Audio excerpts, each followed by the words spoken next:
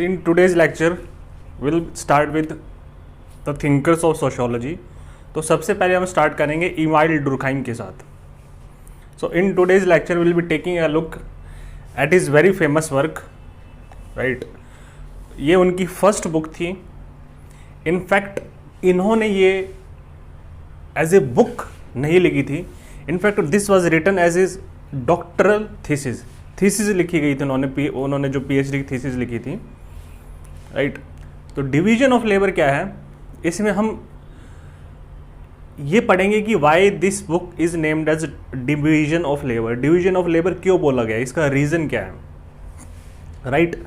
Society में, sociology में labour which is essentially division of labour which is essentially an economic term, why are we studying about it in sociology.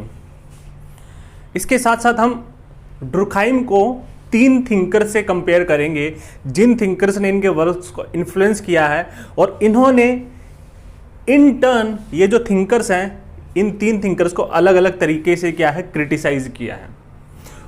In thinkers की कुछ चीज़ों के बारे में ये एग्री करते हैं और कुछ जो पॉइंट्स है relating to division of labour उनको ये मॉडिफाई करते हैं अपने वर्क्स में, right. So will be comparing Durkheim with August Comte, Herbert Spencer and Adam Smith. Now all these 3 scholars, August Comte, Herbert Spencer and Adam Smith, they will be talking about division of labor, right. फिर हम ये देखेंगे कि how through division of labor Emile Durkheim is trying to emphasize what is the relevance of sociology. See, division of labor जब लिखी गई थी, it was sociology's first classic book. It was sociology's first classic, right? It was Emile Durkheim's first book. And Emile Durkheim was the first person who gave an institutional foundation to sociology. एक institutionalize किया गया था sociology को during his regime, और इनका बहुत ही major contribution था when sociology, जो कि एक academic discipline in the form की वो कॉलेज में नहीं पढ़ाया जाता, उसको एकेडमिकली परसू नहीं किया जाता, ऐसा नहीं था. लेकिन जो फर्स्ट चेयर थी सोशोलॉजी की, और फर्स्ट टाइम इसको एक इंस्टीट्यूशनलाइज फॉर्मेट में ड्यूरिंग इमाइल डुरखाइम लिया गया था, और इन्होंने एक बहुत ही मेजर रोल प्ले किया था. तो ये बोला जाता है अगर अगस्त कॉम्ट और हर्बर्ट स्पेंसर फाउंडिंग फादर्स थे सोशोलॉजी के, then Emile Durkheim is the grandfather of sociology, right. And that is why we will be studying about Emile Durkheim. हम देखेंगे कि ये कैसे कंपेयर करते हैं सिंपल सोसाइटीज़ को और आपकी मॉडर्न इंडस्ट्रियल सोसाइटीज़ को, right. He will be talking about certain technical terms, right. He wanted sociology to become a positivistic discipline, right. तो यहाँ पे हम वेरियस टर्म्स के अक्रॉस आएंगे. Will be talking about mechanical solidarity in simple societies, और इसका नाम क्यों रखा गया, वाई इज इट. सी, काफ़ी लोग पढ़ लेते हैं mechanical solidarity, but why is it named mechanical solidarity, what is the reason behind it. Will be looking into that as well. when we'll also be talking about repressive law, type of law that was prevalent in simple societies. Then we will also be talking about organic solidarity and restitutive law in modern societies. तो उसके बाद हम क्या है, during the end of the lecture, I think this lecture will be spanning across around 4 hours, right. So I'll be dividing this division of labor lecture into 2 parts, right. Part 1 and part 2. So at the end of the lecture, that is the second lecture, we'll be talking about, we'll be comparing simple and modern societies, and we'll be looking into comparison of these 2 kind of societies from 10 to 12 different points. 10 से 12 differences देखेंगे. Lastly, हम types of division of labor के बारे में बात करेंगे, and we'll be finishing the topic of division of labor by giving a critical analysis of Durkheim, right. So let us start with Emile Durkheim. See, मैं आपको initially अभी biography नहीं बता रहा हूँ. बायोग्राफी के कुछ जो डायमेंशंस हैं, से it is not important from the perspective of examination. और बायोग्राफी क्यों पढ़ते हैं लोग, वो क्या है कि कुछ जो एस्पेक्ट्स हैं उनकी बायोग्राफी के, उनकी लाइफ के, उनकी जो एक्सपीरियंसेस रहे, उनकी एजुकेशन क्या है, फैमिली बैकग्राउंड क्या था, ये कहीं ना कहीं उनके डिफरेंट वर्क्स को क्या है इम्पैक्ट करते हैं, right. Now when I will be talking about his different works और ये कैसे वर्क्स इम्पैक्ट हो रहे हैं, देन ड्यूरिंग दीज लेक्चर्स, इनके बीच बीच में I will be talking about some specifical aspects of Emile डुरकheim's बायोग्राफी और कैसे लिंक कर रहे हैं इनके वर्क्स के साथ, कैसे इनकी बायोग्राफी और लाइफ के experiences, education, family background, religious background, social political economic background, nation कैसे किस नेशन को, इस कंट्री से बिलोंग करते हैं, how is it impacting his works will be, जब हम उनके स्पेसिफिक वर्क्स के बारे में पढ़ेंगे और how is it being influenced, then I will be talking about his biography, right. बीच बीच में I will be talking about his biography as well. So let us start with Emile Durkheim's division of labor.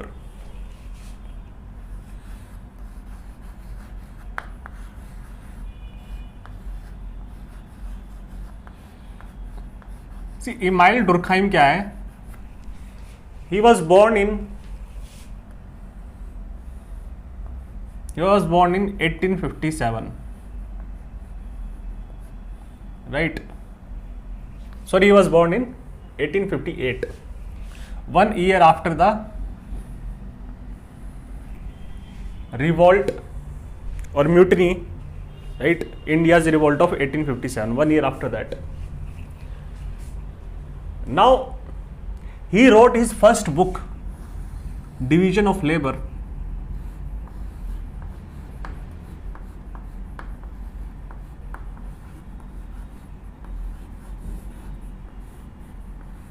ये जो book थी इन्होंने लिखी थी इन 1893, right. ये पीएचडी कर रहे थे और इनकी जो थीसिस थी, this book was initially a doctoral thesis, right. जब वो पीएचडी कर रहे थे, doctorate of philosophy, he was pursuing PhD, this was his thesis. Later on ये थीसिस है उसको बुक की फॉर्म में कन्वर्ट किया गया, and this book which was this thesis which was converted into book, it becomes sociology's first classic, right.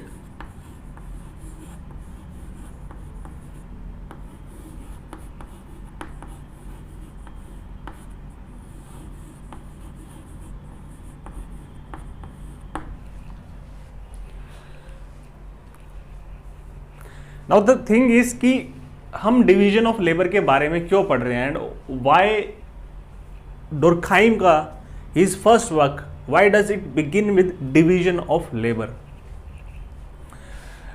Now इसको पढ़ने के लिए हमें क्या है, ये किस कंटेक्स्ट और बैकड्रॉप में लिखी गई थी वो देखना पड़ेगा, डिवीजन ऑफ लेबर।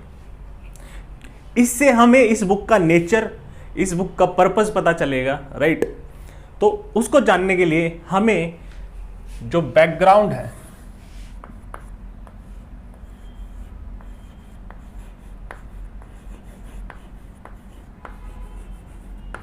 या फिर कंटेक्स्ट क्या रहा, वो देखना पड़ेगा।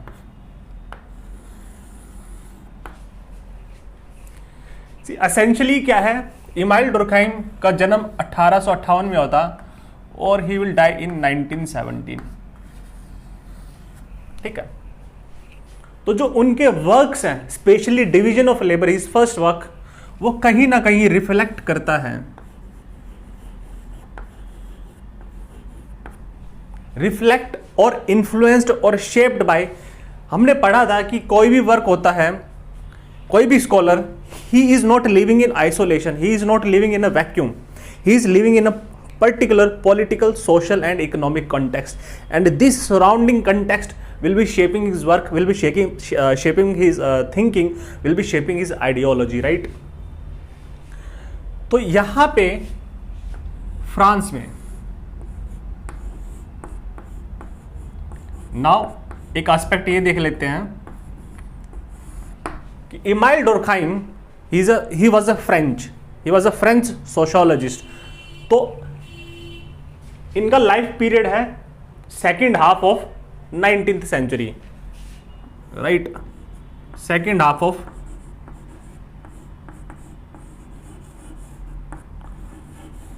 19th century.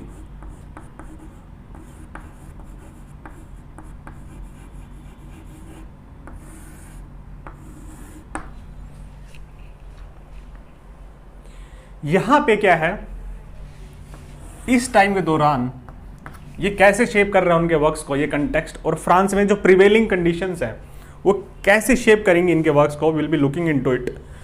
तो ये जो second half of 19th century है, बेसिकली यहाँ पे सी फर्स्ट हाफ में भी 19th सेंचुरी में ज़्यादा कुछ कंडीशंस चेंज नहीं होगी, और आई am talking about first half because Auguste Comte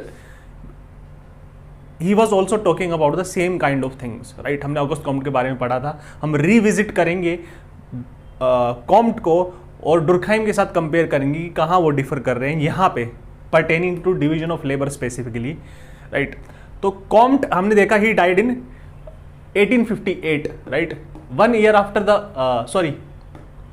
Comte died in 1857, 1 year before the birth of Emile Durkheim. तो उनका जो मेजर वर्क है वो क्या है, second half of 19th century की जगह first half of 19th century में स्पेन करेगा, राइट। जो पॉलिटिकल, सोशल और इकोनॉमिक कंडीशंस होंगी फ्रांस की, हमने देखा भी था कि उनका मोटिव क्या था, सोशियोलॉजी और पॉजिटिविज्म को एम्फसाइज करने के लिए, वी टॉक्ड अबाउट इट। तो first half of 19th century की कंडीशंस को कहीं ना कहीं इन्फ्लुएंस करेंगे उनके वर्क्स को, और सेकेंड हाफ डुरखाइम का। लेकिन ये पूरी की पूरी सेंचुरी क्या है, ये जो पूरी की पूरी सेंचुरी होगी 19th सेंचुरी की, ये सिमिलर रहेगी, राइट। तो जो कंडीशंस है, बैकग्राउंड है, फर्स्ट और सेकेंड हाफ में रिलेटिवली सिमिलर रहेंगी, so they will be talking about the same kind of things. ना second half of 19th century France, यहां पे क्या है, डुरखाइम बोलते हैं कि यहां पे क्या है, रैपिड सोशल चेंज देखने को मिलेगा, राइट।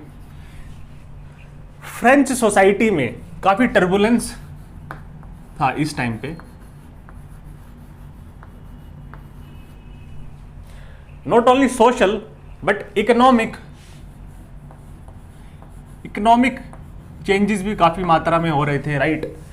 बहुत ही लार्ज एक्सटेंट में economic changes were taking place in France, and as well as political changes.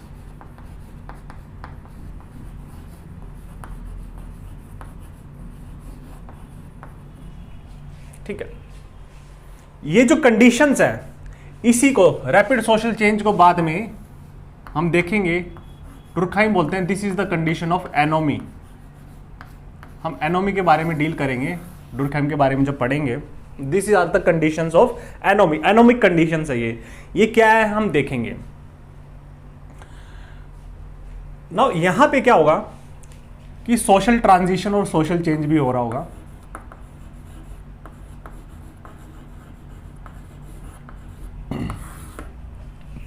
और जो डुरखाइम है, he was specifically concerned about, just like Comte ने भी सेम स्टेटमेंट दिया था कि फ्रांस में क्या था, यहां पे रैम्पेंट इंडिविजुअलिज्म आ गया था।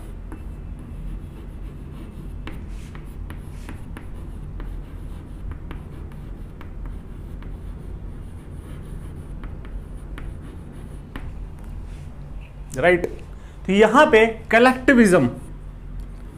Collectivism was replaced by individualism. ठीक है, इस दौरान वो बोलते हैं कि मॉरल डीजनरेशन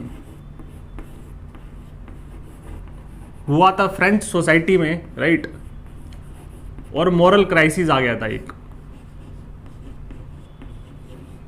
पर वो ऐसा बोल क्यों रहे हैं, राइट, बिकॉज यहां पे collective interest of the society in totality, the collective interest of the societies, they were subdued to individualistic,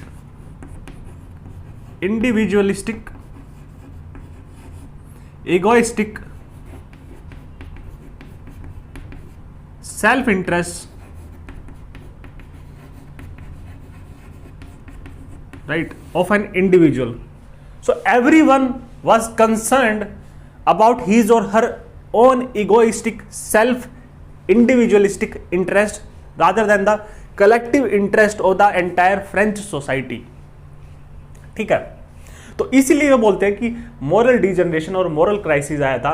यहां पे इंडिविजुअलिज्म काफी रैम्पेंट था, बहुत ही एक्सेसिव इंडिविजुअलिज्म यहां देखने को मिलता है। See what is individualism, will be taking a look into it, will be dealing with what is individualism, right. पर यहां पे आप कहीं ना कहीं सोच सकते हो, एक स्टेटमेंट मैं दूंगा कि I am an individual and you are an individual. और हम ऐसा क्यों बोल रहे हैं कि individuality, what is individuality? See individuality is जब आपकी जो कॉन्शियसनेस है वो बड़ी यूनिक होगी, you will be having your own thoughts, your own experiences, your own mindset, आपकी खुद की एक इंडिविजुअलिटी होगी, right. And this is how you will be distinguishing yourself from other person, you will B, there will be a distinction between you and him, right? And every individual will be unique, right, in his or her mental makeup, personality, thoughts, experiences, interest. तो यहाँ पे when everyone is unique, when everyone is different, when everyone is individualistic, everyone is autonomous, right? So he or she or he will be focusing on हर और his on self interest. और यहाँ पे कहीं ना कहीं जो collective interest of the society, they will be taking a second seat, और individualistic egoistic self interest क्या है, डोमिनेट करने लग जाएंगे, right.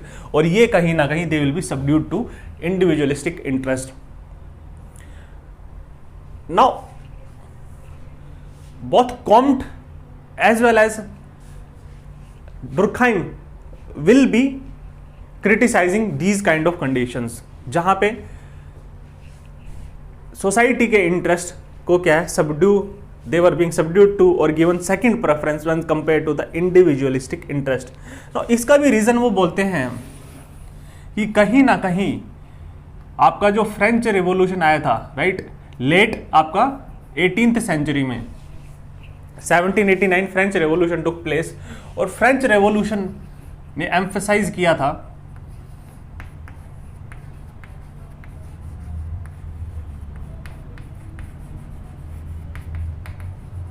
French Revolution focused on, it accentuated individualism, right?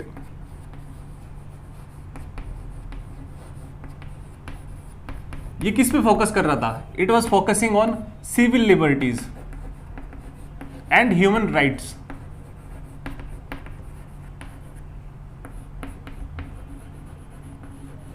ठीक है, इंडिविजुअल के क्या राइट्स होंगे, राइट, बेसिक राइट्स क्या होंगे, इंडिविजुअल की खुद की क्या चॉइस होनी चाहिए, राइट, उसकी ऑटोनॉमी,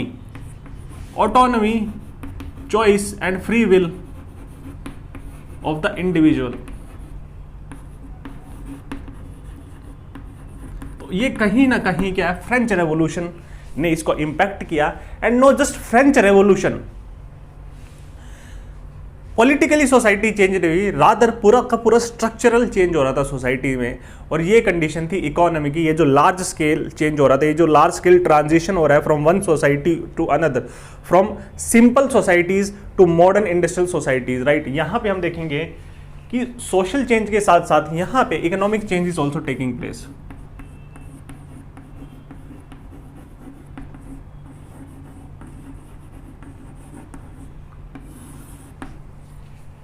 इकोनॉमिक चेंज कैसे, यहां पे लार्ज स्केल इंडस्ट्रियलाइजेशन और अर्बनाइजेशन होगा फ्रांस का,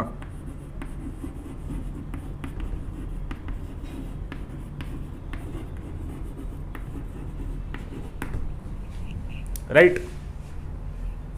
हमने जब मॉडर्निटी के बारे में पढ़ा था तो हमने देखा था कि कैसे इकोनॉमिक चेंज के साथ, कैसे with the onset and strengthening of industrial revolution in France, इसके साथ साथ क्या है, पूरा social, political, cultural, scientific, religious changes काफ़ी आए थे। क्या है, ये एक इकोनॉमिक मॉडर्निटी आई थी, राइट। हमने पढ़ा था इकोनॉमिक मॉडर्निटी के बारे में।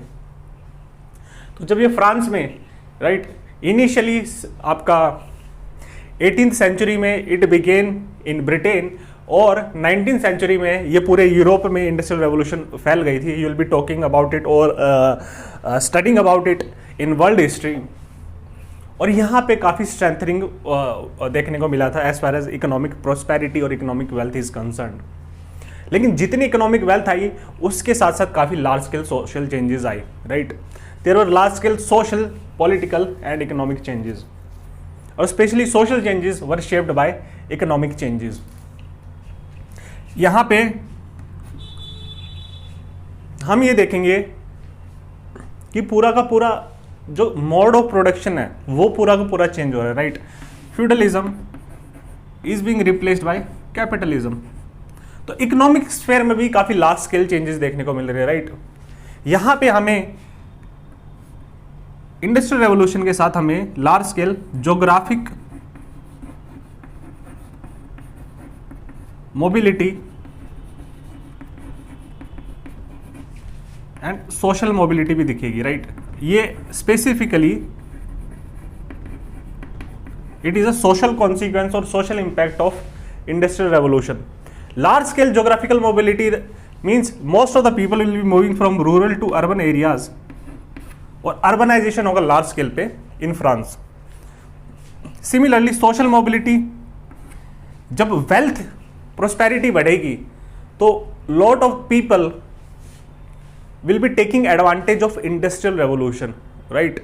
स्किल्स गेन करेंगे, और इसी को गेन करने के साथ वो क्या, सोशल मोबिलिटी भी होगी। दे will be joining upper classes.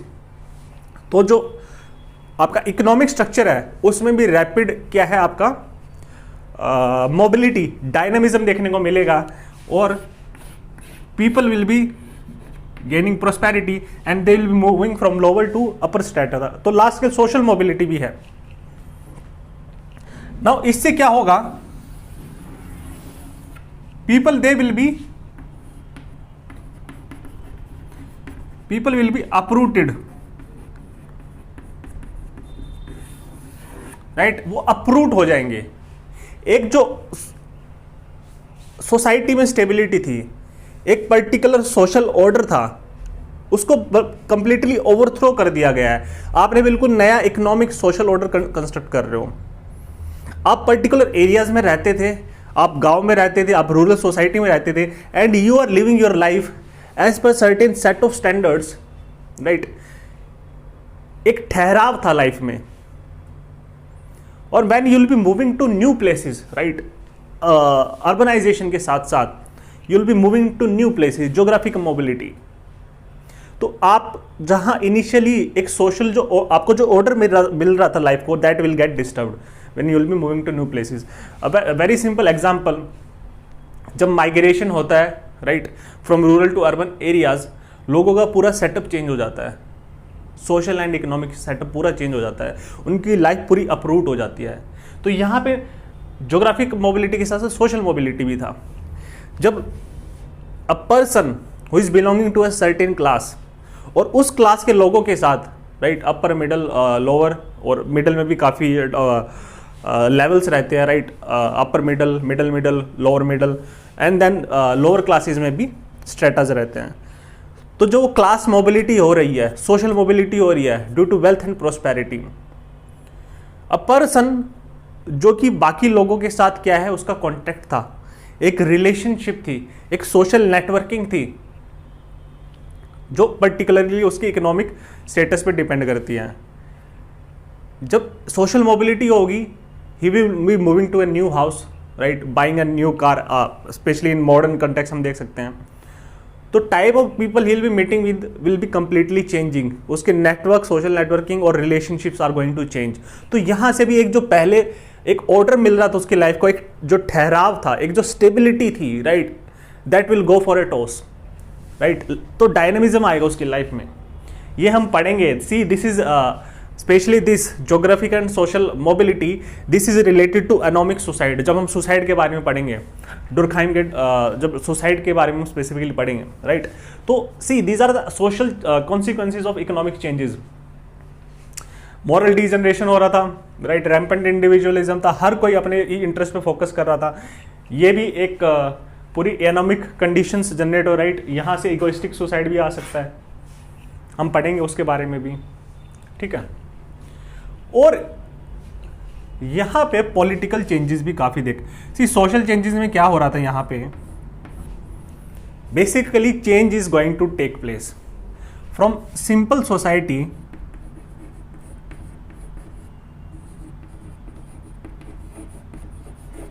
To modern industrial societies.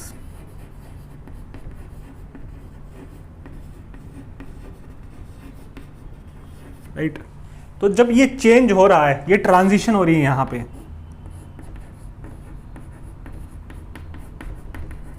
Now this is a period of anomie, period of large scale social change. तो ये जो आप देख सकते हो, the times in which डुरखाइम is writing, वहां पे एनोमी होगी सोसाइटी में, राइट। तो यहां से हम जब एनोमी पढ़ेंगे उसको लिंक करना आप, राइट, ये कंडीशंस, ये जो टर्बुलेंस है, रैपिड सोशल चेंज है, टर्बुलेंस है सोसाइटी में, डायनामिज्म है इतना, राइट, तो everything is being uncertain, right, society की प्रिडिक्टेबिलिटी चली गई है।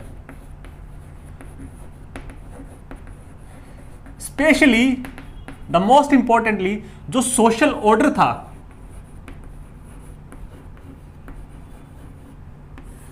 सोशल ऑर्डर को कहीं ना कहीं क्या है, एक जो व्यवस्था थी, सी सोशल ऑर्डर क्या है, सामाजिक व्यवस्था, एक ऑर्डर दिया गया सोसाइटी को, राइट, उससे स्टेबिलिटी, सर्टेनिटी और प्रिडिक्टेबिलिटी आती है। When you will be living as per certain social rules of the particular society, आपकी लाइफ को क्या है, एक स्टेबिलिटी मिलेगी, एक मीनिंग मिलेगा, right, as per these rules, norms, customs, rules and regulations of the society, you will be conducting your own behavior। और इसी एक डोमेन में, सोशल डोमेन में आपकी पूरी की पूरी लाइफ रिवॉल्व करेगी। आपके गोल्स क्या होंगे, आपका पर्पस ऑफ लाइफ क्या होगा, आपका मीनिंग ऑफ लाइफ क्या होगा, it will be specially in simple societies, it will be shaped, influenced and determined by the social context, right, societal rules. Society ही आपकी रूल्स और एम्बिशन सेट करेगी। This is also valid in modern societies as well. अब हम are के Martin के बारे में पढ़ेंगे तो उसमें जो अमेरिकन सोसाइटी है उसकी वैल्यूज कैसी है, राइट, वैल्यू स्ट्रक्चर कैसा है, तो वैल्यूज कैसी वहां पे, they focus on merit, talent, ability, achievement, success, and success is measured in terms of money. और जब मनी की बात आती है तो हम यहाँ से कंपेयर कनेक्ट कर सकते हैं कि वाई अमेरिकन पॉलिटिक्स और American society is capitalistic in nature, right. तो इवन अमेरिकन सोसाइटी की जो वैल्यूज है वो क्या स्टिमुलेट करेंगी, पुश करेंगे इंडिविजुअल्स को to pursue their life in a certain manner and to achieve success, because American society is success oriented, right, and success is defined in terms of money. तो that is why वहां पे capitalism इतना ज्यादा है। So I deviated from the main topic just to explain you this कि जो social order था वो पूरा का पूरा क्या है, it was turned upside down completely, it was changing, right. So यहां पे ओल्ड सोशल ऑर्डर जो था,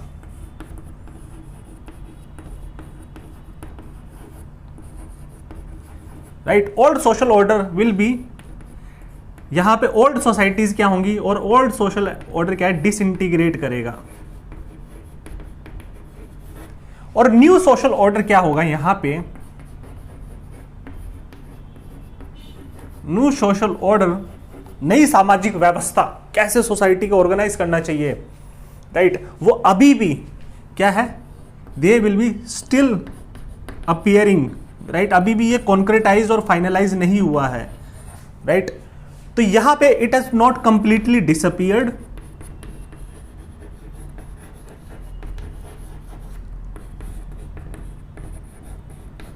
और यहां पे क्या है, not completely appeared.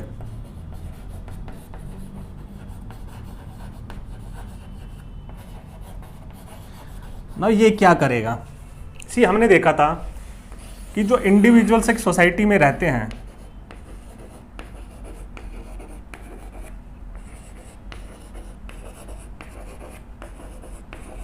Right, social order क्या होता है, सोसाइटी का पर्टिकुलर सोशल ऑर्डर क्या है, मतलब सोसाइटी के पर्टिकुलर क्या है, कस्टम्स है, वैल्यूज हैं, specially values, norms, rules and regulations,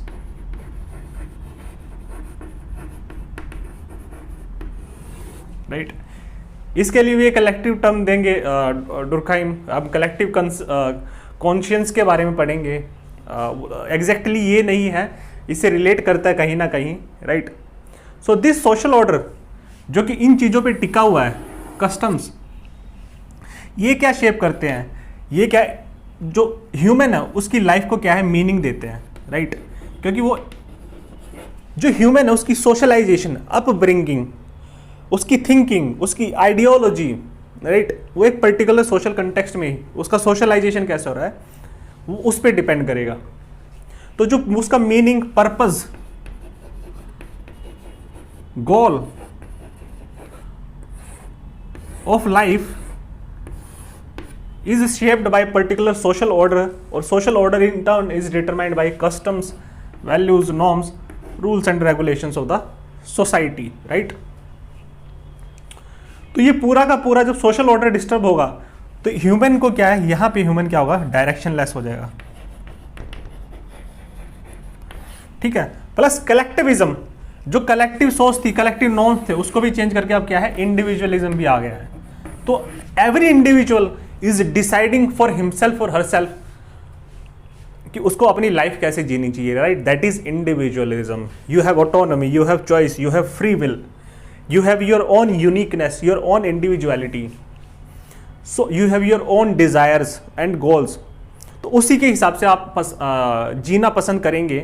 Now see everyone, when everyone in society will be living as per individualism, तो यहाँ पे क्या कॉमनैलिटी क्या रहेगी सोसाइटी में, जो कोहेरेंस है वो मिस हो जाएगी। everyone is moving in a different direction, they are pursuing different kind of goals, तो society is based on cooperation, that will go missing, right. Social stability, solidarity और यूनिटी, वो उस पर इंपैक्ट आएगा। और मेन जो रीजन है why Durkheim is talking about division of labour is only due to solidarity. His main concern is how unity और solidarity, collectiveness is to be ingrained in people, ingrained in society, और इसको कैसे counter किया जाए।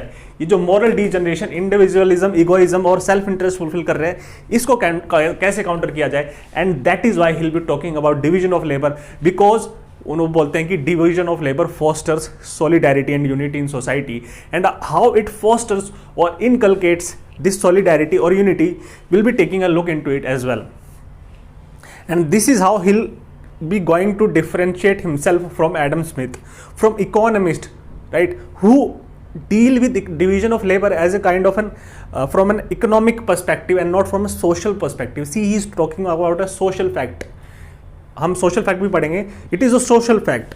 Division of labor is a social fact because division of labor inculcates solidarity, unity and social cohesion. It generates social bonds in society, right? तो जब ऐसा होगा, and society is nothing without solidarity, right. वो बोलते हैं, डुर्कहाइम observe करते हैं कि अगर खाली इंडिविजुअल्स सोसाइटी में होंगे, right, society is not mere collection और मेयर एग्रीगेशन ऑफ इंडिविजुअल्स। इन इंडिविजुअल्स के बीच में कैसे सोशल बॉन्ड्स, सोशल कोहेशन बनता है, वो मैटर करता है। And that is how a society is constructed. वो कोहेजन और सॉलिडेरिटी नहीं होगी, और सोसाइटी उसमें क्या होगा, खाली एक मेयर कलेक्शन और aggregation of individual is not a society, rather it will be a simple territory. तो सोसाइटी ही सॉलिडेरिटी से बनती है, और सोसाइटी सॉलिडेरिटी से बनती है, और सॉलिडेरिटी को कैसे जनरेट किया जाएगा, through division of labour, right. And that is why he is talking about division of labour, right. तो यहां पे क्या है, ये जो ओल्ड, यहां पे इंस्टीट्यूशंस भी होंगे particular, so all this are going to change. और यहां पे old social order completely disintegrate कर रहा है लेकिन नहीं किया है, राइट और ये अपीयर कर रहा है लेकिन कंप्लीटली अपीयर नहीं हुआ है, कंप्लीटली कंक्रेटाइज नहीं हुआ है ये। तो यहां पे क्या है, दोनों का क्या है, यहां पे लॉट ऑफ कॉन्ट्राडिक्शंस देखने को मिलेंगी between old social order and new social order. कुछ लोग ओल्ड सोशल ऑर्डर के हिसाब से जिएंगे, कुछ न्यू सोशल ऑर्डर के हिसाब से जिएंगे, और this is going to lead to lot of contradictions, confusions and crisis in society, right. Confusion, chaos and crisis in society, right, because old customs और न्यू कस्टम्स, आप लिख लीजिएगा ओल्ड कस्टम्स और new customs. New customs completely appear नहीं हुए because new social order नहीं आया है। ओल्ड वैल्यूज कंप्लीटली डिसअपियर नहीं है, old new values completely appear नहीं है। So these people they are going to confuse, right. कुछ ओल्ड सोशल ऑर्डर को फॉलो करेंगे, कुछ न्यू सोशल ऑर्डर को करेंगे as per their own will, autonomy, choice. They will be having a particular kind of morality as per. यहां पे see morality, Durkheim does not consider it different from society, because वो बोलते हैं morality society से ही आती है, right. So यहां पे मॉरल डीजनरेशन मतलब सोसाइटी का डीजनरेशन हो रहा है, right. So you need to connect, you need to build up these kind of conceptual linkages in your mind. So old customs replaced by new customs, old values replaced by new values, old norms replaced by new norms, old rules and regulations replaced by new norms and regulation, old institutions replaced by new institutions. Replaced in the sense कि these are appearing and these are disappearing, but एक transition की stage है तो सब कुछ यहाँ पे को एग्जिस्ट करेगा and people will be completely directionless. और यहाँ पे इसलिए इंडिविजुअल होगा, इन आदमी अपने हिसाब से जीने की कोशिश करेगा और सोसाइटी क्या है, कोहेरेंस चली जाएगी। Everyone is following different kind of goals, having different kind of morality, और इसको बोलते हैं individualistic morality, right. Moral individualism बोलते हैं। हम पढ़ेंगे, कंपेयर भी करेंगे। एंथनी गिडन्स जब समराइज करते हैं, right, Anthony Giddens will be summarising Durkheim's division of labour, और 4 फीचर्स की बात करेंगे, वॉल्यूम, इंटेंसिटी, डेफिनेटनेस और कंटेंट, राइट। तो कंटेंट में बात करेंगे मॉरल इंडिविजुअलिज्म। मॉरल इंडिविजुअलिज्म क्या है, हर एक इंडिविजुअल अपने हिसाब से डिसाइड करेगा। तो यहां पे lot of contradictions, confusion, chaos, crisis, right. Now political social change देख लिया हमने, और आपका इकोनॉमिक चेंज हम देख चुके हैं। अब पॉलिटिकल चेंज देखते हैं। सी यहां पे क्या है, जो फ्रांस है उसका कॉन्स्टिट्यूशन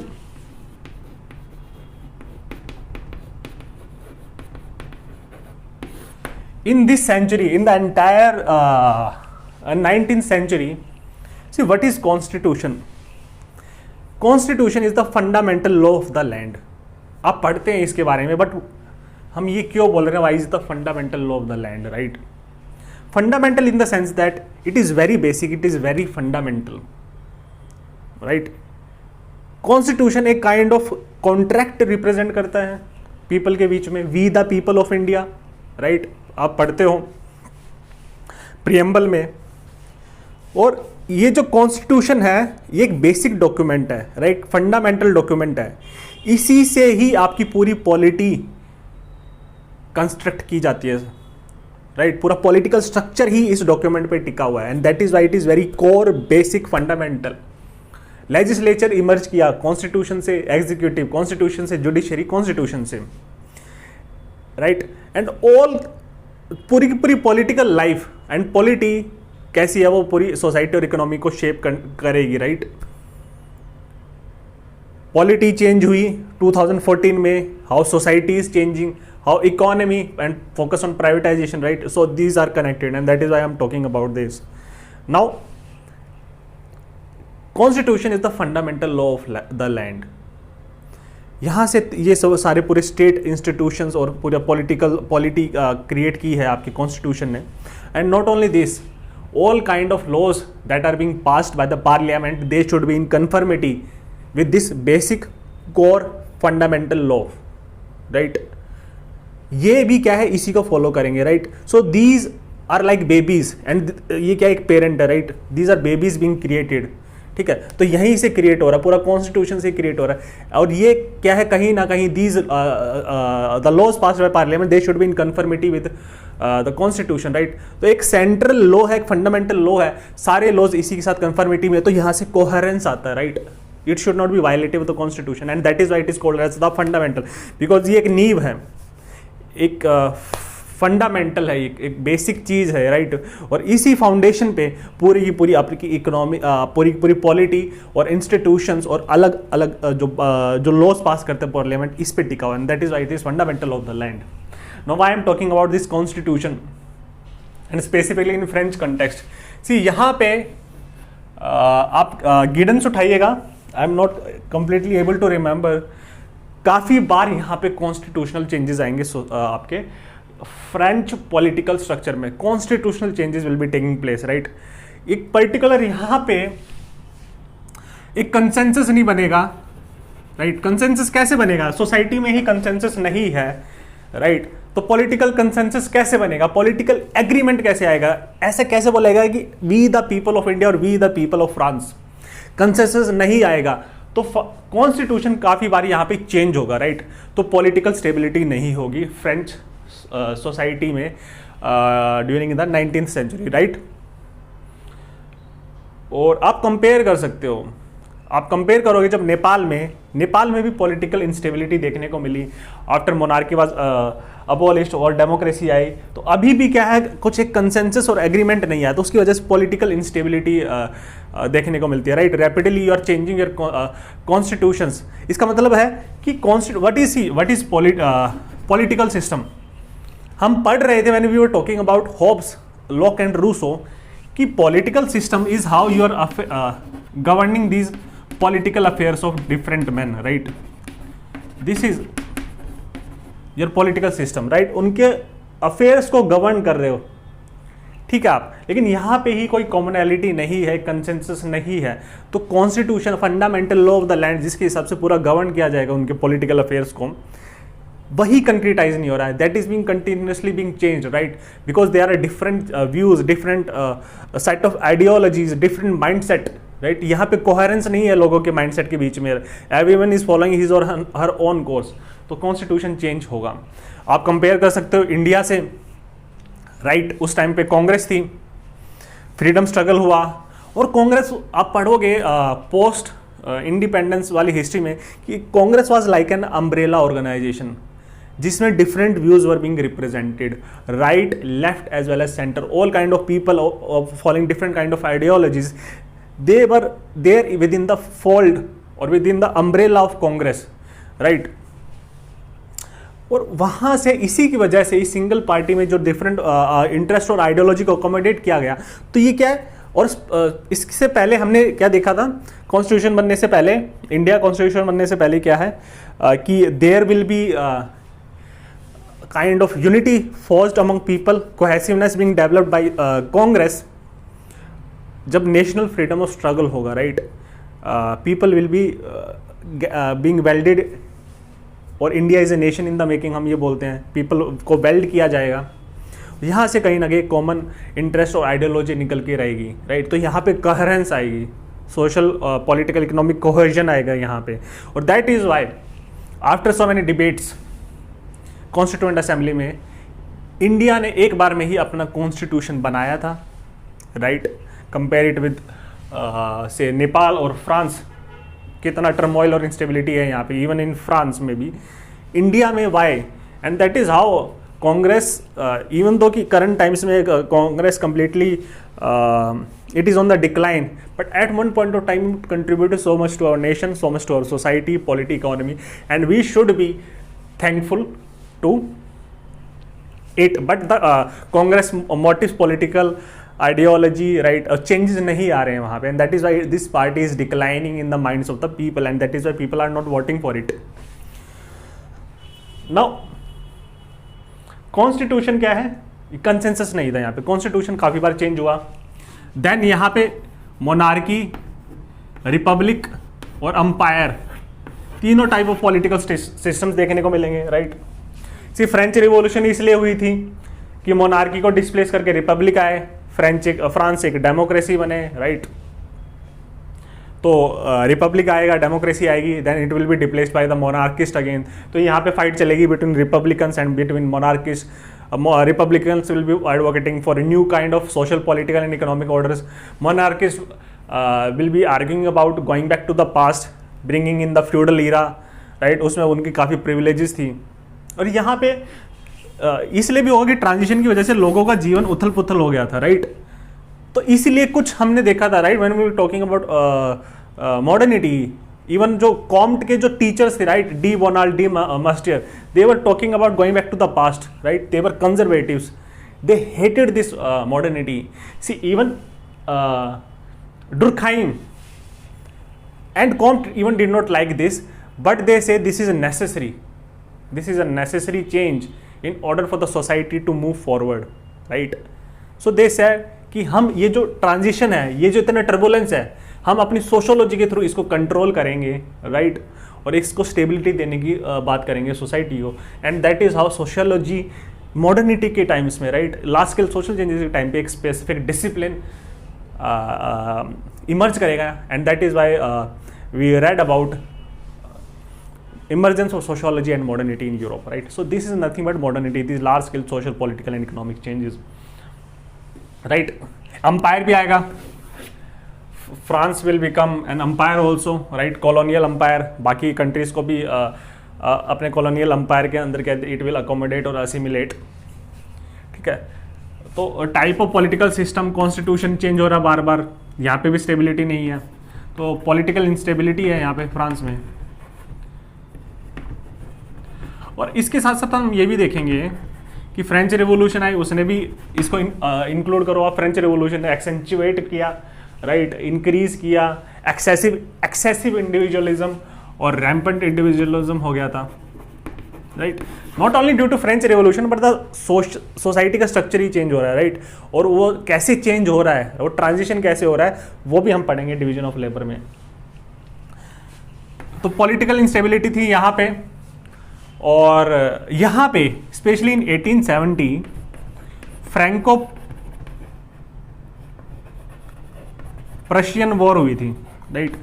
तो यहाँ पे क्या है, जर्मनी क्या है एज सच यहाँ पे यूनिफाई नहीं हुआ था, Bismarck will still be trying to unify Germany, और 1871 में क्या है, बिस्मार्क यूनिफाई कर देंगे, लेकिन उससे पहले there were road blocks to the unification of Germany and that led to the rivalry between France and Germany, right. Germany को जब इंटीग्रेट किया गया तो उसकी एक टेरिटरी थी प्रशिया और फ्रांस के बीच में वॉर हो गई, फ्रैंको पर्शियन वॉर। और क्या है, इसमें डिफीट किया जाएगा आपको फ्रांस को। तो इससे भी क्या है, Emile Durkheim was dejected, France was defeated and Emile Durkheim was a nationalist as well. See he will be sending his son to first world war, और ही जो उनके जो फर्स्ट वर्ल्ड वॉर में his son will be losing his life. और see Durkheim पे काफ़ी pressure होगा, not only he used to be lot of involve in his work, right. तो उनको मेंटल ब्रेकडाउन्स होते थे just like Comte. See these are the special features of intellectuals, right. So plus after losing his son, right, conscription हुआ, he sent his son to first world war, he lost his son, और उसके बाद उनकी health डिटीरिएट होगी और 1917 में ही died, right. 1917 connect between first world war, उससे पहले, राइट, 1914-15 में, so he died after that. तो फ्रैंको प्रशियन वॉर में क्या, ही वॉज डिजेक्टेड, राइट। तो that is why he is talking about all this. तो जब when his son died, see link it to his suicide, he will be calling it altruistic suicide, right.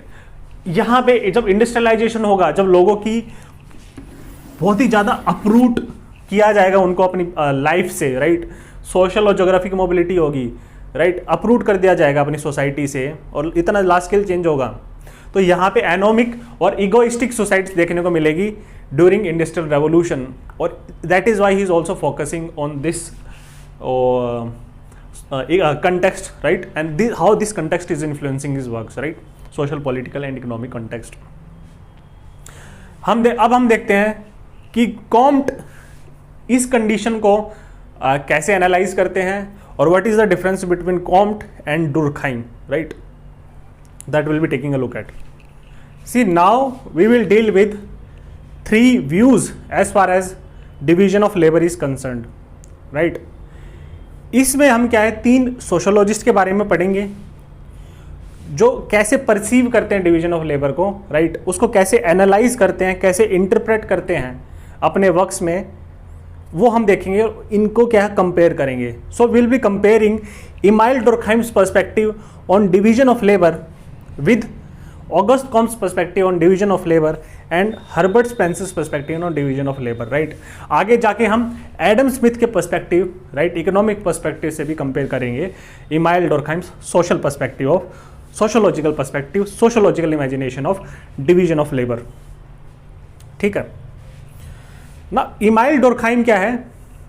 ये जो दोनों scholars थे वो क्या है, दे वर प्रीसीडिंग इमाइल डुरखाइम, राइट? हमने देखा था उनकी बायोग्राफी में, दे वर preceding email डुरखाइम.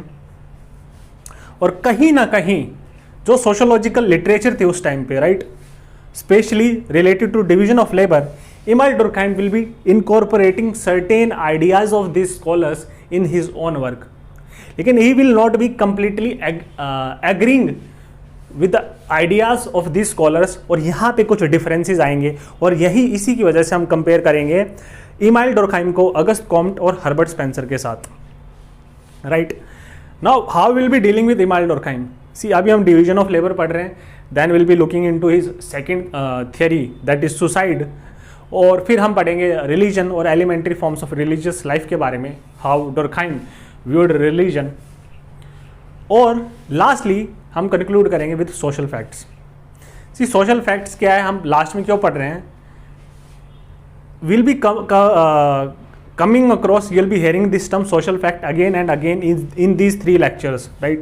Division of labor, religion और suicide में social fact के बारे में. So by the time we'll be covering social fact, it will be easier for you to deal and understand what is social facts, right? Now अब हम compare करते हैं इन 3 scholars को और उनके views को division of labor के बारे में, right? What is the Comtean view?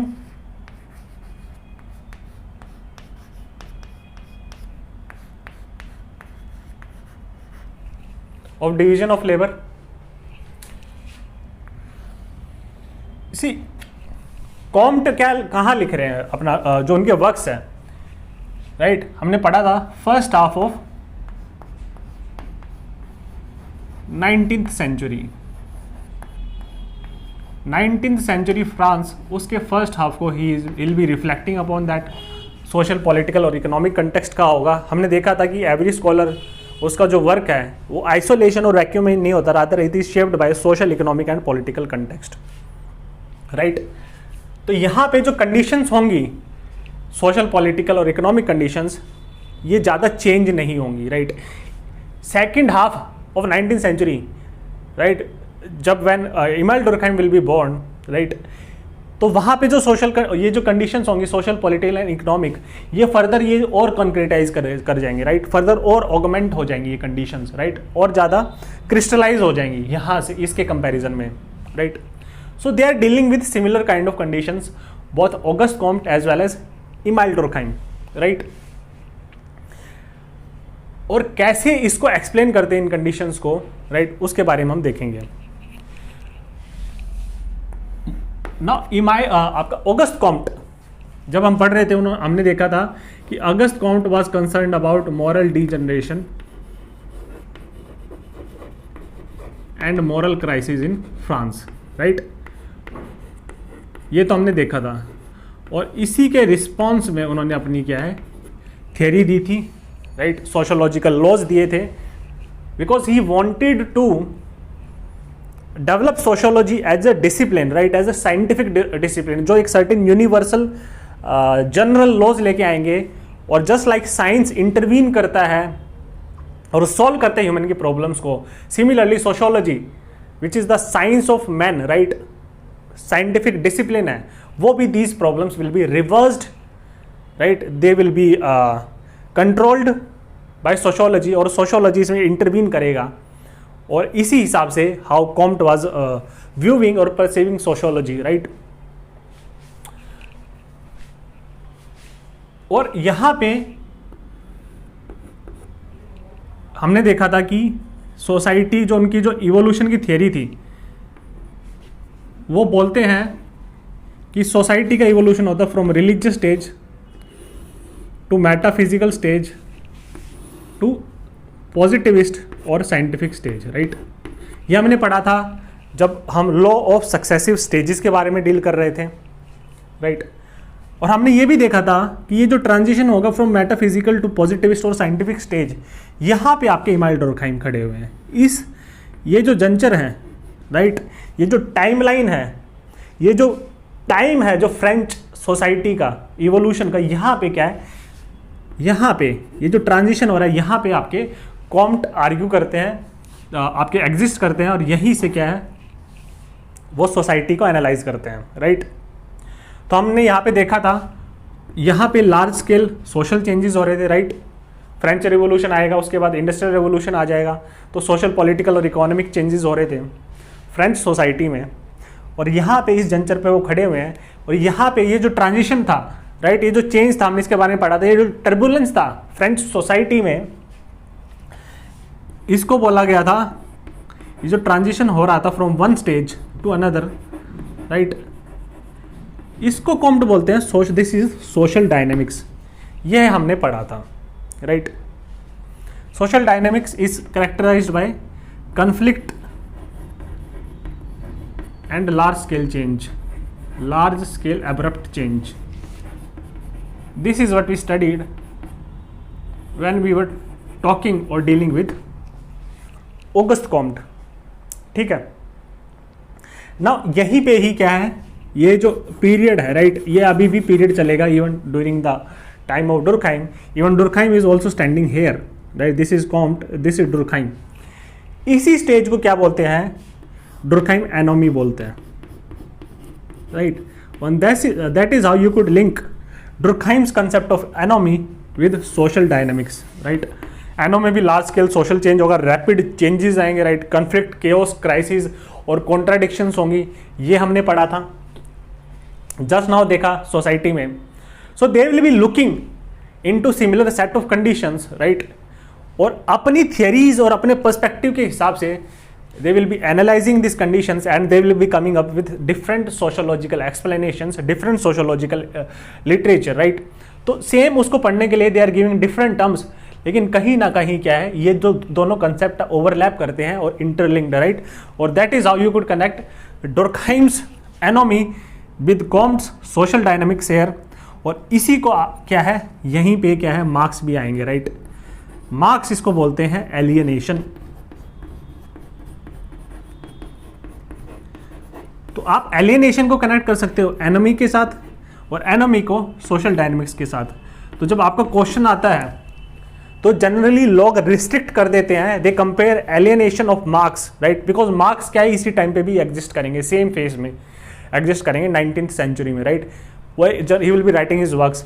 लेकिन जो मार्क्स सॉल्यूशन देते हैं इन कंडीशंस के लिए और जो डुर्कहाइम जो सॉल्यूशंस देते हैं, they are completely contrasting, completely contradictory. Marx बोलते हैं कि रेवोल्यूशन लेके आओ, डुर्कहाइम बोलते हैं कि रिफॉर्म होनी चाहिए society, right. These are just temporary changes, this is just temporary change, क्योंकि ये ट्रांजिशन है from simple to complex societies. और जैसे ये ट्रांजिशन को अगर हम मैनेज कर लेते हैं और जैसे ही हम आपका कॉम्प्लेक्स सोसाइटीज़ की जब कॉन्क्रेटाइज कर जाएंगी, जब न्यू वैल्यूज़ आ जाएंगी, राइट, तो स्टेबिलिटी आ जाएगी। तो हमें यहाँ पे ये जो चेंजेस है, नेगेटिव चेंजेस, इसमें रिफॉर्म लेके आना है, रादर रिवोल्यूशन नहीं करना, हमें सोशल स्ट्रक्चर को ही चेंज नहीं कर देना, राइट, उसको ही ओवरथ्रो नहीं कर देना, as Marx was talking about, right. तो जब एलियनेशन आता है तो लोग खाली एनोमी को रेफर करते हैं, but I will suggest you to bring in Comte's social dynamics as well, right.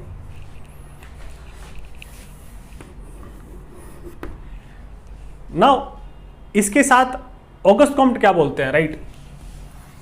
August Comte explanation देते हैं सोशल डायनेमिक्स का।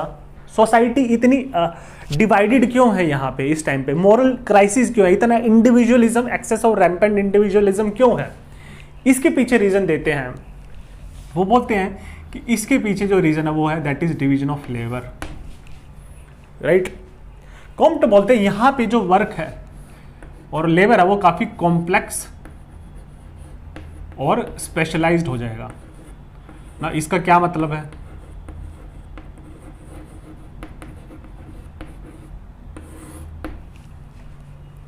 सी what is division of labour?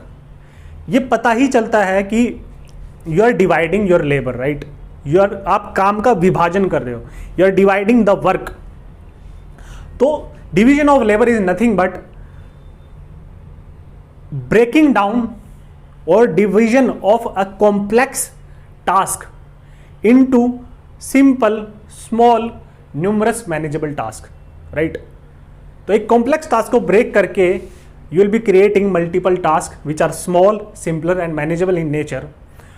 और हर एक task को for each task there will be special set of people, right? Special set of individuals which will be performing particular task again and again and again and again, right?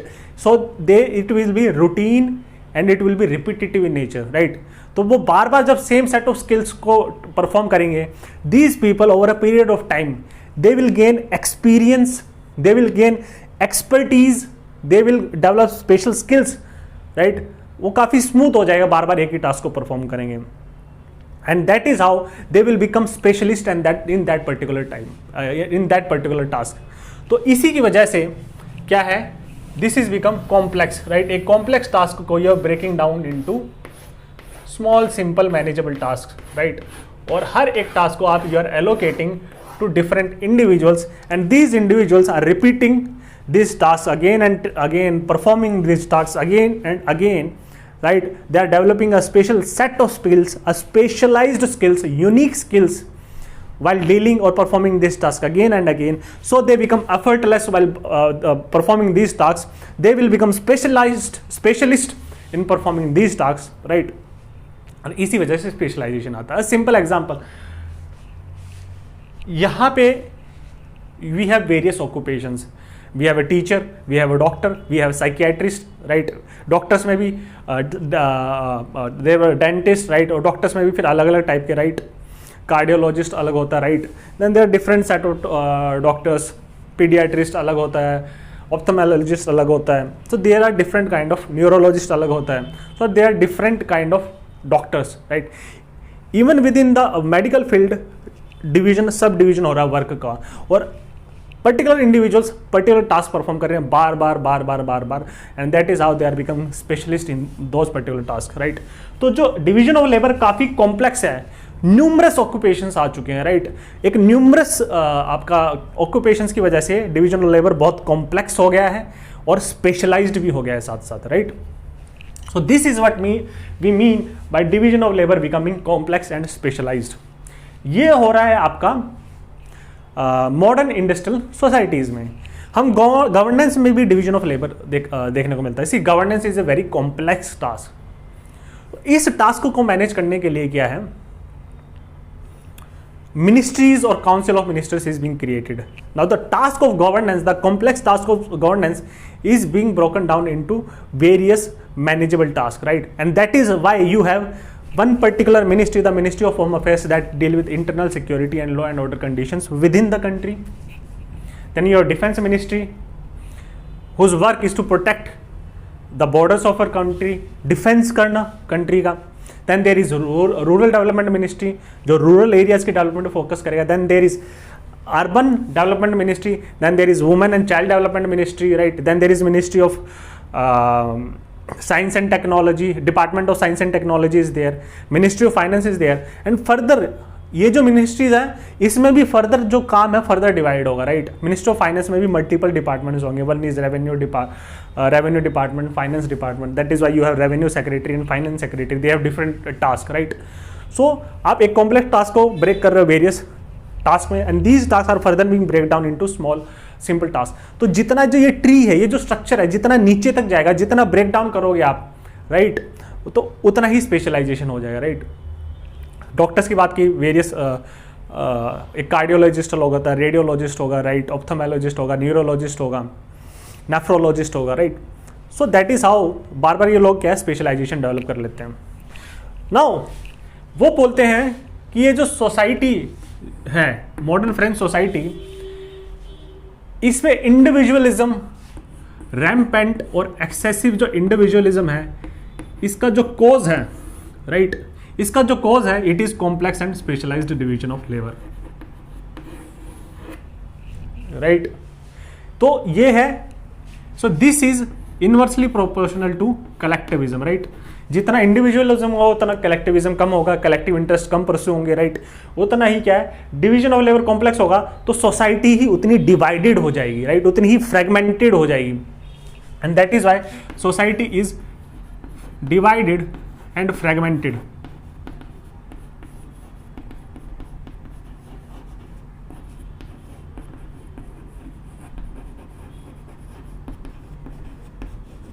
तो यहां पे क्या है, solidarity नहीं रहेगी, solidarity will be compromised, social cohesion will be compromised,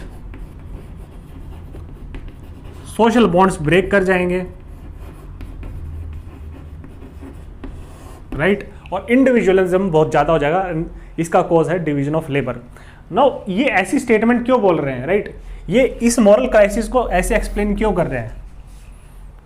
Everyone is concerned about his or her own self-interest, egoism and individualism or selfish behavior is being manifested and man's desires are becoming unlimited. Why is he saying this statement? See, वो बोलते हैं जो society है through division of labour क्या है, division of labour के साथ क्या है, man, more and more number of man और people or individuals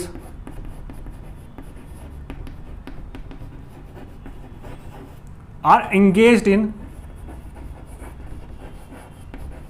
narrow range of tasks, engaged in narrow range of tasks। जितना ज्यादा स्पेशलाइजेशन होगा उतना ही नीश डेवलप होगा, स्पेशल नीश डेवलप होगा, और उतना ही क्या है, लोग नैरो रेंज ऑफ टास्क में इन्वॉल्व होंगे, राइट। और इसी की वजह से क्या है, वो बोलते हैं इट इज एज इफ जो मेंबर्स ऑफ सोसाइटी वो उन्होंने खुद का अपना एक ऑटोनमस सॉलिटरी यूनिवर्स बना लिया, राइट, ठीक है, यहीं पे वो रिस्ट्रिक्ट करके रह गए हैं। These people will be different and these will be different, right. तो यहां पे कोई कनेक्ट नहीं होगा लोगों के बीच में, डिफरेंट ऑक्यूपेशंस के बीच में कोई कनेक्ट नहीं है। Man is retreating into his autonomous, right, into his own solitary universes. तो इसी की वजह से क्या है, सोसाइटी डिवाइड हो रही है। और जब जैसी फर्दर स्पेशलाइजेशन होगा तो आदमी की जो इंडिविजुअलिज्म है उसकी पर्सनैलिटी और एक्सेंचुएट कर जाएगी, because he is becoming specialised in a particular field. और जो मैन की जो लाइफ है वो पूरी ऑक्यूपेशन से शेप्ड है, right. One is a teacher, one is a doctor, one is a farmer, और वहीं से वो अपनी आइडेंटिटी डिराइव करता है, राइट। सो यहां पे वो बोलते हैं since people are engaged in narrow range of occupations, तो जो होल है सोसाइटी एज ए होल उसके साथ वो कनेक्ट नहीं कर पाते हैं, और इसीलिए सोसाइटी का फ्रेगमेंटेशन हो रहा है, राइट। बॉन्ड्स टूट रहे हैं, सोशल कोहेशन नहीं है, सॉलिडेरिटी क्या है, अंडरमाइन हो रही है इसी की वजह से। बिकॉज डिफरेंट ऑक्यूपेशंस मतलब different experiences, right, different occupations different experiences. तो यहां पे बड़ा जब वो अपने ऑटोनोमस सॉलिटरी यूनिवर्स एक particular narrow range of task में जब रिट्रीट करेंगे, right, they will not be able to connect with the entire society. A very simple example later on आपके डुरखाइम इसको एक्सप्लेन करते हैं कि this is not a normal division of labor, rather this is pathological division of labor, right? तो this is not the normal division of labor that Comte is talking about. और यहीं से difference आता है आपका कॉम्ट में और डुरखाइम में. वो बोलते हैं कि ये स्पेशल सेट ऑफ कंडीशंस हैं, ट्रांजिशनरी कंडीशंस हैं, टेम्परेरी कंडीशंस हैं, these are not permanent. And this division of labor is not normal division of labor. So division of labor, आप ये मत बोलो कि division of labor is the cause of fragmentation of the society, right? Rather this is pathological division of labor, right? Pathos, disease, right? Societal ills आ गई हैं उसमें. This is not a normal form of division of labor. और इसको वो एक term भी देते हैं स्पेशल, इसको बोलते हैं वो this is anomic division of labour. जब मैन अपने यूनिवर्स में, एक नैरो यूनिवर्स और नैरो रेंज ऑफ टास्क में जब इन्वॉल्व हो रहा है और पूरा का पूरा उसका दिन उसी में निकल रहा है, पूरे लाइफस्टाइल और कॉमन पूरा एक्सपीरियंसेस उसी के साथ हो रहा है उसका, so he is not able to connect with the entire society. How is occupation, through his occupation man is not able to connect with the society as a whole.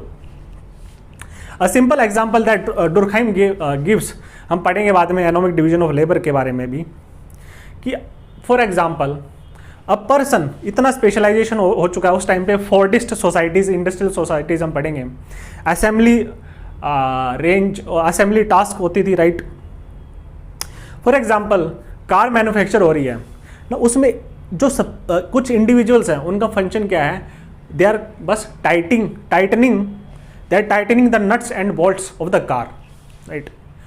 तो through this tightening of nuts and bolts they are not able to connect.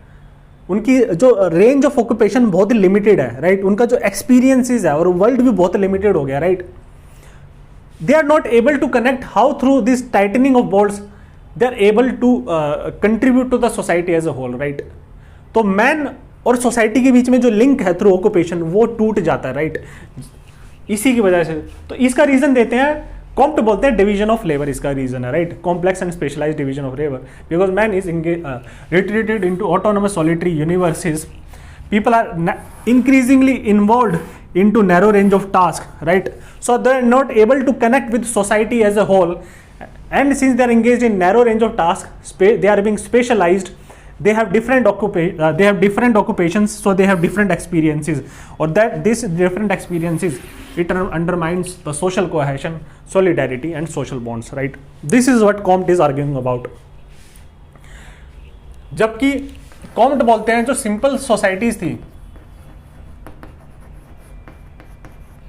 Simple societies में everyone was performing the same similar or same kind of occupation, right? Similar set of skills थी लोगों के पास.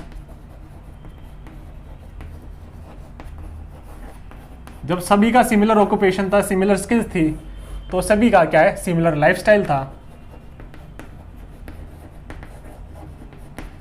और they had common experiences because they were engaged in common activities and common occupations. और इसी की वजह से क्या है, they had common values and norms, right. So these people were alike, right.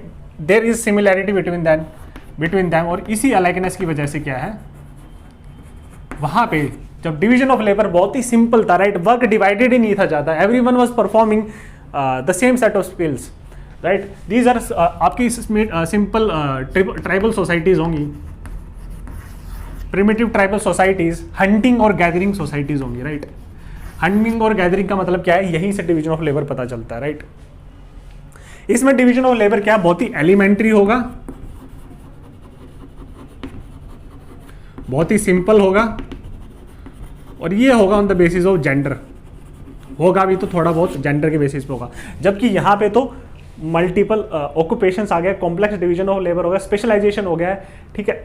आदमी एक नैरो रेंज ऑफ टास्क में है, अब उसका एक ऑटोनोमस यूनिवर्स है which is limited to a particular specialised field, और इसी की वजह से विभाजन हो रहा है, is not able to connect with the entire society, right.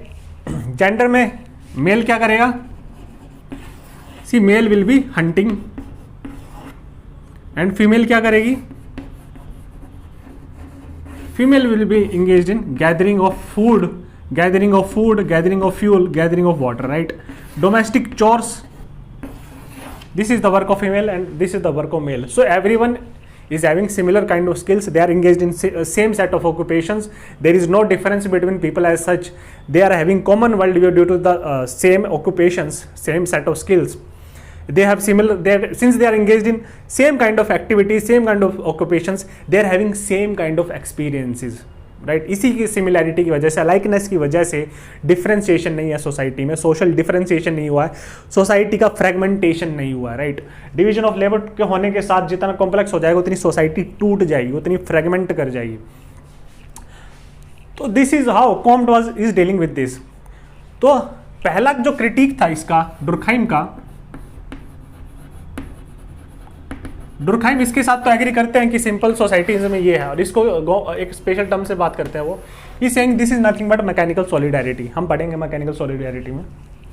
लेकिन वो बोलते हैं कि जो मॉडर्न इंडस्ट्रियल सोसाइटीज, और यहीं पे उनका क्रिटिसिज्म है कॉम्ट का, वो बोलते हैं कि जो मॉडर्न इंडस्ट्रियल कॉम्प्लेक्स सोसाइटी है, right, modern industrial complex societies में डिवीजन ऑफ लेबर क्या है?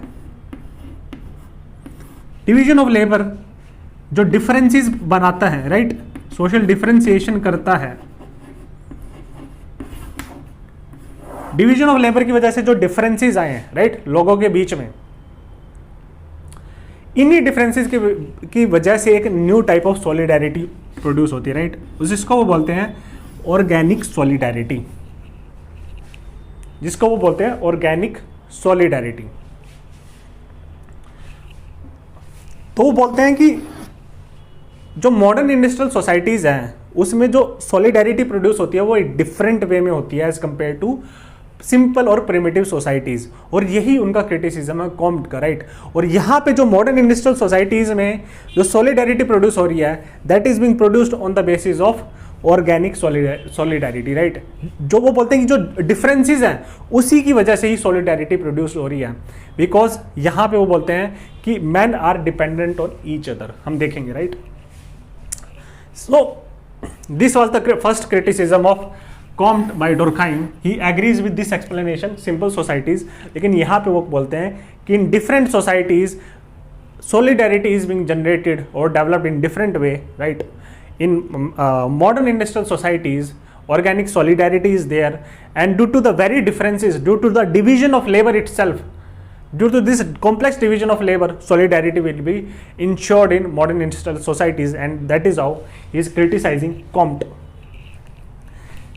Second, वो बोलते हैं, वो एग्री करते हैं कि ये कुछ कंडीशंस प्रिवेल कर रही है यहाँ पे, राइट, एनोमी जब वो बात करते हैं। लेकिन वो बोलते हैं these conditions are temporary and transitory, these are not these conditions are not permanent in nature, right.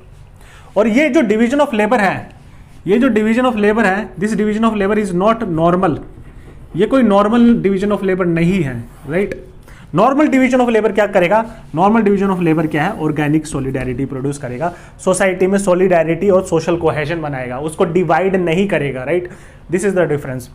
वो बोलते हैं कि ये जो यहाँ पे जो कंडीशंस हैं ड्यूरिंग एनोमी, राइट, ये जो सोसाइटी को जहाँ पे यहाँ पे ऑब्जर्व किया जा रहा है इस फेस में, वो बोलते हैं यहाँ पे क्या है? पैथोलॉजिकल डिवीजन ऑफ लेबर आ जाता है, राइट। डिवीजन ऑफ लेबर में क्या है? पैथोज आ जाते हैं, इल्स आ जाते हैं, डिजीज आ जाता है, राइट, डिवीजन ऑफ लेबर में। और यहां से वो बोलते हैं कि this is not a normal set of condition, this is pathological. और इसी में भी एक स्पेशल केस आएगा, राइट। डिवीजन ऑफ लेबर के भी वेरियस टाइप्स होंगे पैथोलॉजिकल डिवीजन ऑफ लेबर के, इसमें स्पेशल केस आएगा anomic division of labour, right, anomie में जो एग्जिस्ट कर रहा है। So this is anomic division of labour. और ये जो टेम्परेरी और ट्रांजिटरी कंडीशंस हैं इनके ऊपर प्रिवेल किया जा सकता है, और people we could return to the normal form of division of labour, right. So this is the second criticism. Now what is pathological division of labor? We'll be talking about the three types of pathological division of labor at the end of the division of labor lecture, right? Now this is the difference between Comtean perspective and Durkheimian perspective as far as division of labour is concern, क्या differences है दोनों के बीच में, right तो कुछ commonalities यहां पे तो एग्री करते हैं यहां पे, लेकिन इसको वो बोलते हैं कि this is temporary, this is not permanent, right और इसके साथ डील करने के लिए this is a special case, this is pathological division of labour, और यहाँ पे क्या है एनोमिक डिवीजन ऑफ लेबर होता है स्पेशली, जो कि that is a one sub type of pathological division of labour that will be looking into, right so this is the difference between Comte and Durkheimian perspective of division and labour. अब हम compare करेंगे Comte और Spencer के बीच में क्या difference है, right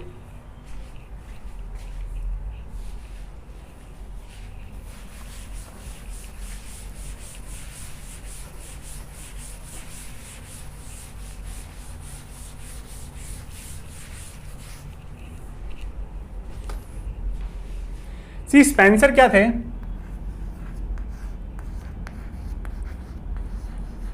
he is also talking about division of labor. Now Spencer he was a contractualist. इसका क्या मतलब हम अभी देखेंगे,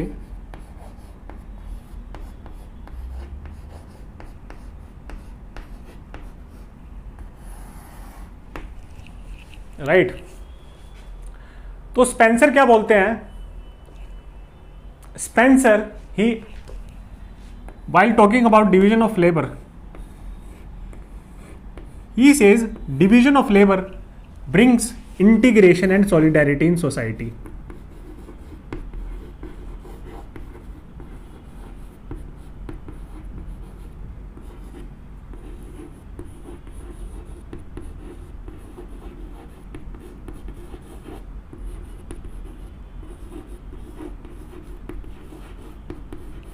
So here Durkheim agrees with Spencer,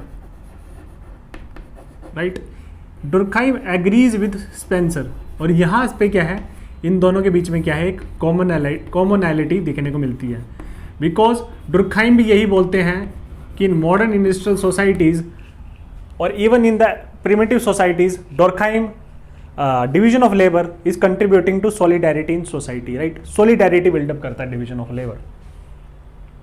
so he agrees with Spencer's explanation and Spencer's viewpoint as to how division of labor is contributing to integration and solidarity in society. Unity कैसे generate करता है, लेकिन जो process है conclusion के साथ तो वो एग्री करते हैं, लेकिन कैसे वो जनरेट करता है उसके साथ डिसएग्री करते हैं, प्रोसेस और हाउ के साथ.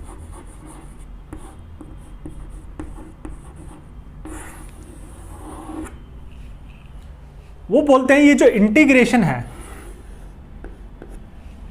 इन society due to division of labour is quite automatic and spontaneous.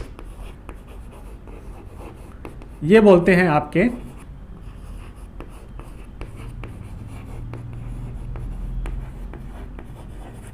Herbert Spencer. इसका रीजन क्या है, राइट? ऑटोमेटिक और स्पॉन्टेनियस का क्या मतलब है? नाउ हमने यहां पे देखा था कि स्पेंसर वाज अ कॉन्ट्रैक्चुअलिस्ट, राइट? यहां पे वो क्या आर्ग्यू करते हैं कि जो मैन है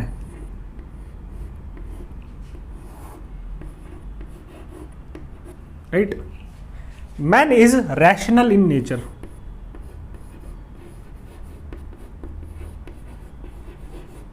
man is rational in nature, right? उसके पास लॉजिक एंड रीजन है.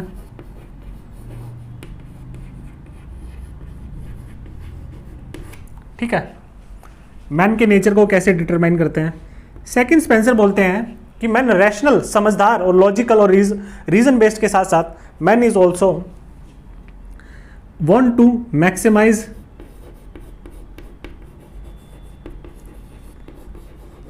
हिज और हर इंटरेस्ट. ये कहीं ना कहीं एक इकोनॉमिस्ट व्यू पॉइंट है, राइट? He is a utility maximiser. तो इन दोनों स्टेटमेंट्स को मिला दोगे तो इसका मतलब बनता है this is RUM, that is man is rational, utility maximiser, ठीक है। जो आपके स्पेंसर थे वो इकोनॉमिस्ट भी थे, उनकी स्कूलिंग नहीं हुई थी, राइट, प्राइवेट स्कूलिंग हुई थी, was economist, he was a biologist, right, biology भी पढ़ते, he was a mathematician as well, and mostly he was a sociologist. तो बोलते हैं कि मैन क्या है, रैशनल यूटिलिटी मैक्सिमाइजर है। तो बोलते हैं कि two different people, right, they are engaged in contract,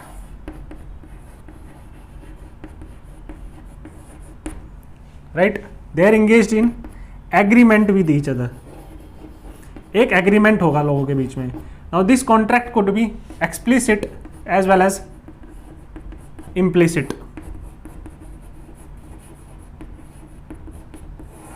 Now what do you mean by contract? See, हमेशा कॉन्ट्रैक्ट रहता है। फॉर एग्जाम्पल, एम्प्लॉयर और एम्प्लॉई, राइट, जब वो बॉन्ड भरा जाता है that is a contract.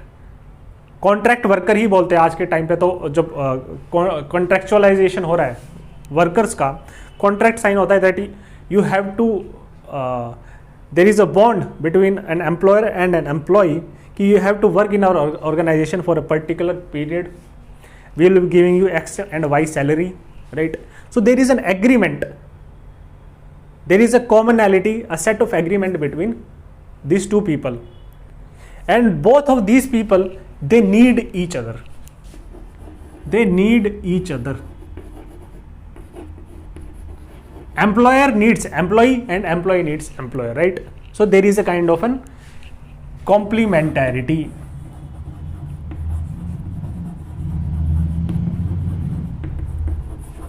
right? दोनों के बीच में एक complementarity है। Now maximize his or her own interest. Now ये जो ट्रांजैक्शन होगी दोनों के बीच में, इसमें employer will be trying to maximize his own interest and employee will be trying to maximize his own interest, right? Because he is a utility maximizer. तो यहीं से negotiation होता है, राइट, सैलरीज का डिस्कशन होता है, क्योंकि यहाँ पे एक एक्सचेंज हो रहा है। He is providing service and skills and in turn he is getting particular set of salary और wages, right, particular perks and facilities. तो यहाँ पे एक कॉन्ट्रैक्ट है, this is an explicit contract. Now अगर हर कोई अपना ही मैक्सिमाइज करने की बात करेगा, अगर ये अपना इंटरेस्ट मैक्सिमाइज करेगा और ये भी अपना इंटरेस्ट मैक्सिमाइज करेगा, तो एग्रीमेंट आ ही नहीं सकता। But they are also rational, right, तो एक एग्रीमेंट के साथ दे विल बी, अगर नहीं हो पाता तो एम्प्लॉय दूसरे एम्प्लॉयर के साथ he is most welcome to move to a different employer and to ask for a different set of salary, perks and facilities, right. So यहाँ पे कॉमनैलिटी और एग्रीमेंट कॉन्ट्रैक्ट की वजह से आ रहा है। नाउ बोलते हैं कि एंटायर सोसाइटी में पूरा ऐसा है, right, different people due to division of labor, he is saying due to different division of labor, different people have different skills, right, or they need each other, right, they require or need the services of each other,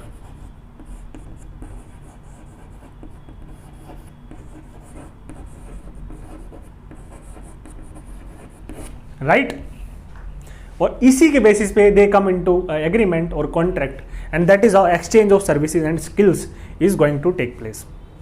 तो यहीं से क्या है, कॉम्प्लीमेंटैरिटी आएगा, एक reciprocity और exchange आएगा।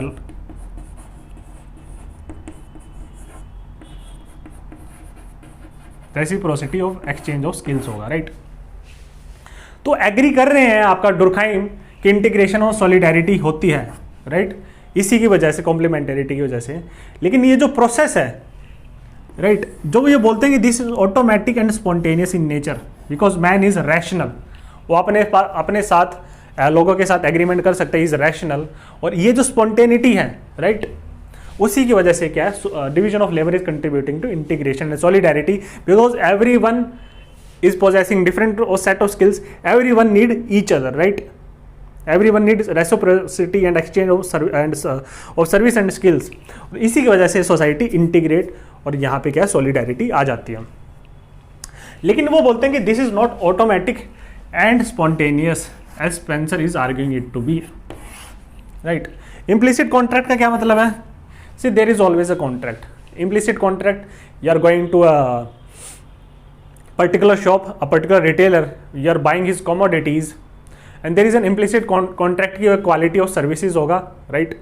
You anticipate कि अच्छे products, अच्छी services मिलेंगी मेरे को, and in return you are trying to एक set of यहाँ पे एक implicit agreement होगा that you will be paying a certain kind of fee for that product or service, right? Similarly, जब टीचर्स और स्टूडेंट्स एक क्लासरूम में होते हैं तो उनके बीच में एक implicit undefined contract होता है, that students are going to carefully listen to the lecture of the teacher, right? This is an implicit undefined contract. और यहाँ पे exchange भी हो रहा है, right? Exchange हो रहा है. Students are going to listen to the lecture of the teacher, right? They will be sitting calmly. They won't be making any noise or making any nuisance within the class. They will be respecting the teacher. Teacher, on the other hand,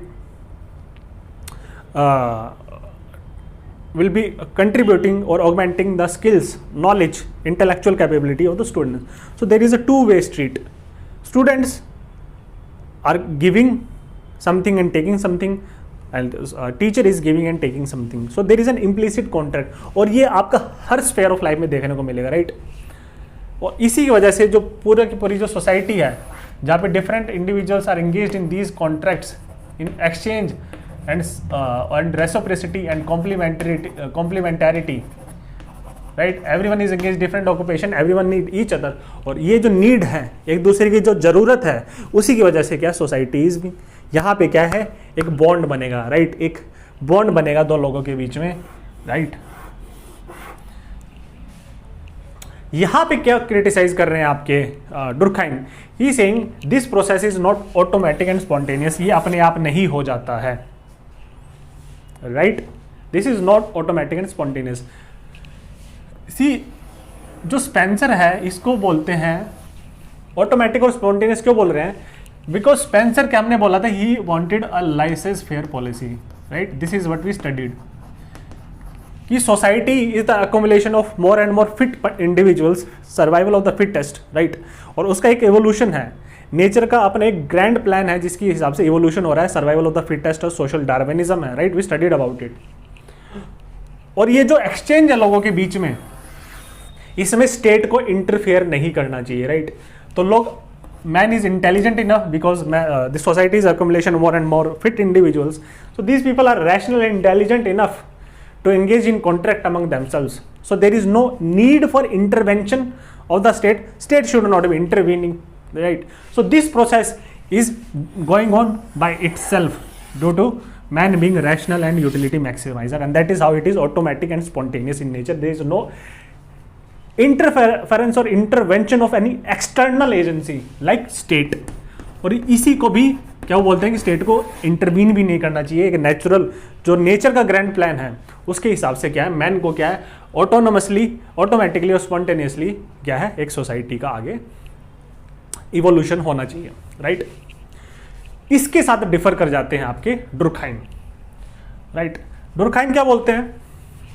C, what Durkheim is saying, he is agreeing that division of labor contributes to integration and solidarity due to man engaged in reciprocity and complementarity in exchange of service and skills. लेकिन वो कहाँ disagree कर रहे हैं?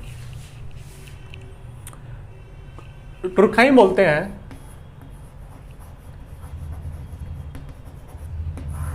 see, there are millions of individuals in society.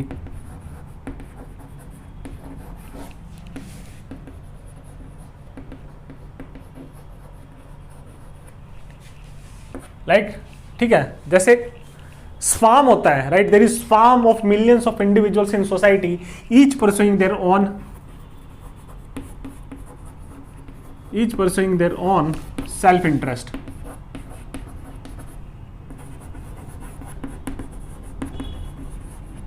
Right? हर कोई अपना self interest pursue कर रहा है.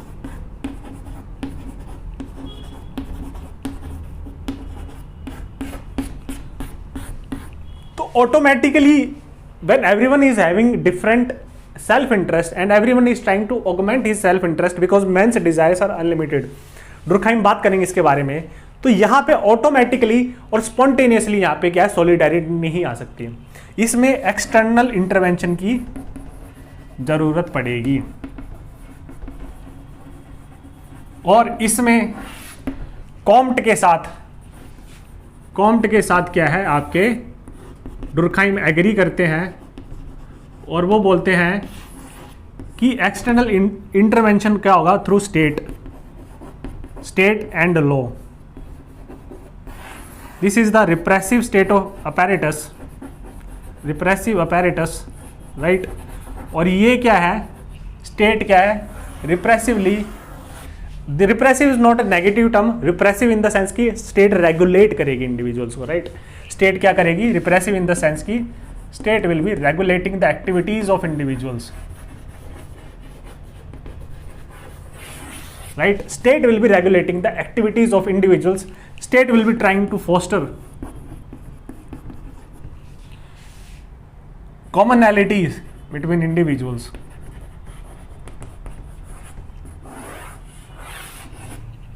राइट। स्टेट क्या है, चैनलाइज करेगी,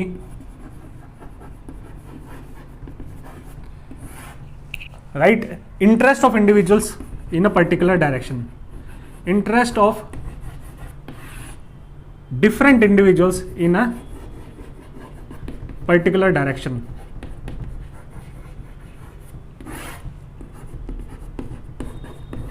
तो इन इंटरेस्ट को क्या है, चैनलाइज करेगी स्टेट, राइट। तो स्टेट क्या है, यहां पे कॉमनैलिटी बनाने की कोशिश करेगी डिफरेंट इंडिविजुअल्स के बीच में। सेकंड वो इसको काउंटर करते हैं कि अगर ऑटोमेटिक और स्पॉन्टेनियस है तो बोलते हैं कि जब हम लॉ की बात करते हैं इन modern societies, right, societies complex है, डिवीजन ऑफ लेबर कॉम्प्लेक्स है, तो यहां पे वो बोलते हैं कि लॉ भी काफी कॉम्प्लेक्स है और लॉ भी काफी स्पेशलाइज्ड है,